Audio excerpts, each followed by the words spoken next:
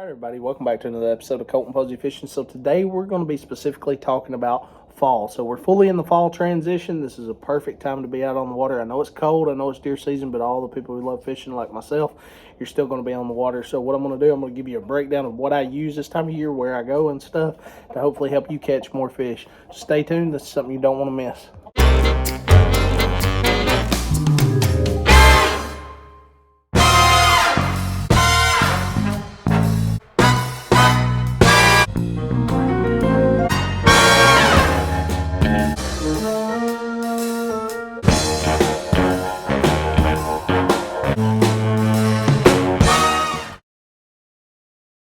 All right, everybody, so welcome back. So we're going to be talking about the fall transition. We're in full-fledged fall. There's really not that much of a transition. It's kind of transitioning into that winter time mode. So talking about that, don't forget to like and subscribe.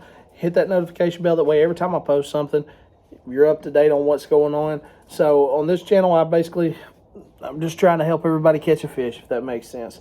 So I really appreciate it. It helps me out a whole lot. So let's talk about Highland Reservoir. So you like your spotted bass fishery. So fishery around here that we have, Lewis Smith Lake is a spotted bass fishery. It's known for the blueback herring, deep clear water. So you'll have places like Lake Lanier and stuff like that that's very, very similar to this lake that has the blueback herring and the big spotted bass, the big old football spotted bass is what I like to call them. They're all kind of going to be reacting the same way. So this stuff right here will help you break down the location and then what we use to specifically target those fish. So first off, let's talk about where do I locate these fish. So there's a couple of different places that I always check. So the first thing is your main lake points. So if you've got clay, those main lake clay points, and then your the bends around those points leading into these creeks and stuff. So maybe it's a bend that comes around and then it's a bluff wall for 100 200 yards or whatever. That is a perfect place to fish all the way down, especially if it's got docks or any kind of cover on it. Let's say you get further back up in the creek, your bends, okay, your outside bends. Those are going to be perfect this time of year where those fish can kind of isolate. So they'll be coming down one side of the bank and then transfer over to the bend and come around. So you can target those fish in those areas. Now, once you get back up in those creeks, really the only reason I go far back up in the creeks is if we get a good rain. So if we get a good rain and then we've got a lot of run-ins coming into the lake, that is a perfect place to target those fish. Those spotted bass and those largemouth will pile up into those run-ins. Now the run-ins that I'm looking for is very specifically, it's not just somewhere it's got water coming in, okay? So it needs to be clean water coming in, so not a bunch of trash in it, it's not super muddy or anything like that. Clean water coming straight in off the bank into the water. Most of the time those fish are going to pile up there and they're going to eat whatever forage comes out of that creek or out of that run-in basically. So how do I target these fish? All around, these baits are going to work for the main points. This is going to work for the inner parts of the bend where you come into the creek channel. This is going to work the outside bends that you within the creek when you're working, and the run-ins. So very simple. A shaky head. If they are super slow, a shaky head is perfect. Okay, so now I use a 90-degree line tie. It's a spot sticker, specifically made for spotted bass. The wire hook is a little bit thinner, so it penetrates their mouth a lot easier. But that specific shaky head is 3/16 ounce, by the way. 90-degree line tie, just because it goes through wood, grass, rocks, whatever you need it to, a lot more efficiently, and doesn't get hung up as much as a horizontal. Okay, so I'm typically working this with like a trick worm. So Zoom, Z3 Edge, trick worm, any kind of trick worm you prefer to use. Clean water, I'm using natural colors, so your blues, your green pumpkins, your watermelon seeds, stuff like that. Darker water, or the muddier waters and stuff, I'm going to be using something like a June bug, a black and blue, something like that, motor oil, chartreuse, anything within that range of stuff. Now the trick worm, what that does is when you cast that out there and it hits bottom, that worm's going to stick straight up. So all you have to do is move the tip of your rod and that worm's going to wiggle while it's standing straight up. Okay, you don't want a whole lot of action, but you also want some kind of action. Okay, now let's talk about how to target these fish when they're super active. So you'll figure out on these blueback herring lakes, these spotted bass are extremely active during the colder weather. This is the time to be out on those lakes. They're going to be wide open. It's so much fun. It's just cold. Okay, that's the only problem. On the water, it's cold. So you hear me talk about this a lot. The Rage Swimmer, okay? So this particular swim bait right here is something that I prefer over any of them this time of year, especially fall, winter, and spring. This bait right here, the difference between it and like the Contex and stuff is the ribs are pointed forwards. So you get more resistance. You can slow that bait down a lot more. And it still has a good feather action to it. So running this super slow, 3/8 ounce swim bait head. I use the not 3/8 ounce. I'm sorry, 1/4 ounce squadron swim bait head. It's typically what I run. Now, if I need to get deeper, I'm running the 3/8 ounce. So that is definitely 90% of the fish that I'll catch. Now, let's talk about those fish that are suspended. So let's say they're suspended on the bluff wall. They're suspended on the points. They're just suspended everywhere. Boat docks, whatever, in the areas that you're fishing. The jerk bait is going to shine from now till forever, okay? I never put a jerk bait down. I always have a jerk bait tied on for specific reasons, okay? So what I'm doing with the jerk baits, there's two that I specifically run this time of year. Okay, one is the Odd Knot and Junior. I actually have one here. So I kind of had a hiccup. So I went to Bear Creek. I caught about 60 fish in about 2 hours, and yeah, they took the back of my jerk bait off. But this is the Odd Knot and Junior. Super efficient bait this time of year, and throughout the entire year. I mean, it's just a hard bait to beat. I use it spring, summer, fall, winter, whole 9 yards. Now, your transition in the fall and winter is going to be completely different than it is in the spring and summer, okay? So spring and summer, those water temperatures heat up, you're moving that jerk bait super fast. Fall, it's kind of a feel. I don't know how to explain it. You'll feel it. So you may be working it a little bit too fast, and then you accidentally have a hiccup, and you start slowing down, and you'll catch fish, and then you'll realize, okay, I need to slow it down. So you kind of have to. It's dependent on what the fish want. I can tell you, hey, you know, they're going to hit it like this, but they're different everywhere. So it just depends on the day. So typically, I'm running this jerk bait, pop, pop, pop, and I'll stop. Pop.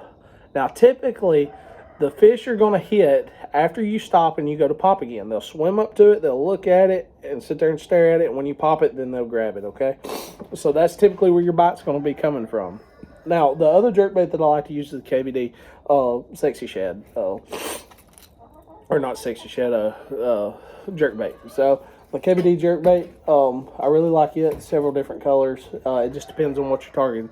If, I'm sorry, my allergies are real bad. I might sneeze. Okay, I think I'm good. But KVD jerkbait is really efficient for this time of year, especially. But oh me, the blue and chrome is really good for the blueback herring lakes. And then the Tennessee shad, I typically use it everywhere. So whether I'm targeting fish that are eating gizzard shad or threadfin shad, the Tennessee shad's perfect. You can get one with chrome or a matte finish. I have both. It just depends on, you know, how clean the water is and stuff like that. If it's super clean, I like the chrome. If it's dirty water, then I like the matte finish. Golly, whew. It's so dusty out here. We hadn't had rain in forever, so my allergies are awful. Y'all know how I get during the spring and fall. I'm always sniffling. All right, now another one's the DT series. Okay, the Rapala DT series. Now these are wonderful this time of year just because they're made out of balsa wood. Okay, the balsa wood has a different sound, different action, and everything else with those crankbaits, especially the design of the bill and stuff on the Rapalas. So you're typically going to run the ones if you know you're going to be targeting that 15-foot zone. You want to run like a DT 15. Okay. 12, 15-pound test should be perfect, but you want to make sure that bait's getting down there quickly and it's staying on the bottom, okay? So that's going to be the key to triggering fish. Once it hits bottom, you want to slow roll it and feel everything on the bottom, okay? Now, I like the crawfish color. Sometimes I'll swap to the shad, especially blueback herring lakes, okay? But either way, blueback herring lakes, they're still eating crawfish. They're eating herring, so anything that mimics that color. Now, let's say you're on blueback herring lake and you get, you know, the real stained water. And just a lot of rain over the past few days. The river rat spinnerbaits are going to really shine. So if you notice the kicker blade here, it's orange. That just gives a little bit of contrast in the water, okay? So these fish can find that bait a lot easier. War Eagle makes a great river rat. Booyah's got a covert series that's pretty similar. I like the War Eagle. I just like the action of the War Eagles. If Spot Sticker made one, then I would definitely 100% buy the Spot Sticker. Now, you can always do it the old school way, what we used to do, fingernail polish. You paint the blade with fingernail polish, let it dry real good. Good to go. Either way, if you want to buy some Spot Stickers, y'all have heard me talk about Spot Sticker spinnerbaits. Buy some of them. Get you some bright orange fingernail polish, paint the blades on it, you're good to go. Now, with that being said, those are the baits that I'm going to use on the blueback herring lakes. This is the ones I'm going to use on the rivers. This is the ones I'm going to use on my regular reservoirs like Bear Creek. Okay? So, there is a difference though. So your lakes like Bear Creek is just a regular, it's just your regular lake. It's threadfin shad. As far as I know, there's no gizzard shad in it, but it's typically a threadfin shad and crawfish pattern. This is where this is going to shine, okay? The DT20, the spinnerbait, the swim bait, and the shaky head, okay? Those are really, really going to shine. Now, the jerk bait also. The jerk bait is going to be extremely efficient in those pinch points, okay? Y'all heard me talk about pinch points in my last video. So if you haven't watched it, go back and watch pinch points. Catch up on what I'm talking about when I say pinch points. But those areas where those fish have to transition in those small creeks and stuff like that to get back to those areas that they typically feed on during the fall and the spring, okay? They'll funnel in these areas and they have to go in and out. So you're going to be having fresh fish coming through there all day long, okay? They'll come up, they'll hang out for a little while, you'll catch some fish, they'll move on. You move on after you get done catching a few, you come back later, and then you're going to have a whole new set of fish, okay? Those areas is where that jerkbait's going to shine. Now, there's a key to the jerkbait, okay? Do not be throwing this thing at those areas when it's just slick. There's no wind, okay? That jerkbait's really going to shine on those super, super windy days, okay? When it's miserable being out there. The jerkbait will make your day from miserable to not miserable, okay? Under those bridges and stuff, the DT series, the Rapala DT series, those are really going to shine. Your Berkeley Money Badgers, Spro Rock Crawlers, all that stuff is really, really going to shine in those areas. You're going to be using the highway, so where that drop-off is, they're typically going to be close to that drop-off. And the reason that they do that is because we typically have such high temperature fluctuations throughout this time of year. So if they're close to that deep water, they can still be up kind of shallow, but anytime they need to just adjust the temperature that they're living in, they can just move further and further down, okay? Because there's going to be a bottom part of that lake where it stays 55 degrees year-round. And they're going to be hanging out close to that area. Where it's warmer, they can move up, and then when it gets colder, they can move down, or if there's a front or something coming through. That way they have that safe zone, okay? Those are the areas you're going to be targeting. So pay real close attention to your contour lines. Where that drop-off is, that's where you want to be hanging out around, okay? Hit the high percentage areas. Don't be hitting just goofy stuff that you've hit all year long that you think's fish there, and then you go back, oh, this fish ain't hit. It ain't because the fish ain't hitting, it's because they've moved to different areas. Don't be afraid to try something new. Stop, make 10 or 12 casts. Either you get bit or you don't. If you don't get bit, move to another one, okay? So that's typically how a lot of us guys just keep on fish year round. We're not afraid to fish new stuff, and you shouldn't be either. Let's talk about your river systems, okay? So your river systems are going to be very similar to your lakes, okay? So they're going to be in these creeks where they have a constant flow of water, okay? These bait fish and stuff are going to pile up in these areas and feed off the algae and stuff going into these creeks and stuff. Target those areas. Target those areas heavily. They're going to be close to the deeper parts. So any part of the creek system or the river system that you have shallow to deep, they're going to be lined up in those areas.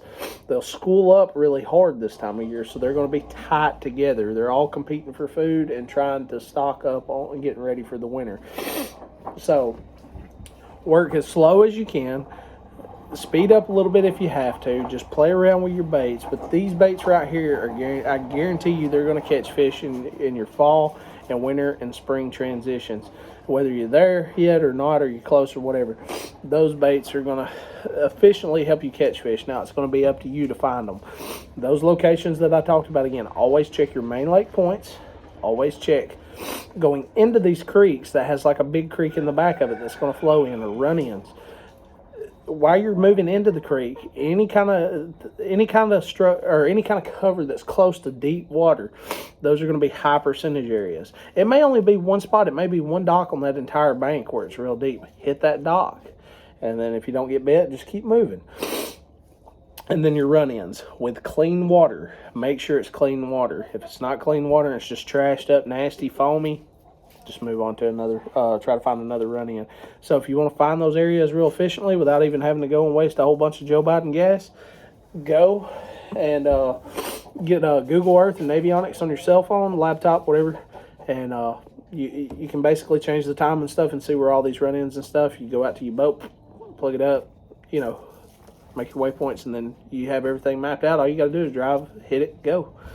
That's basically it. So, super simple, guys. If you have any questions, make sure to comment down below. I'll be happy to answer. That was one of the things that I'm proud of myself on. I try to keep up with everybody and try to help you as much as I can, any way possible that I can. So, I really appreciate it. Don't forget to like, subscribe, hit that notification bell. Helps me out a whole lot. See you next time.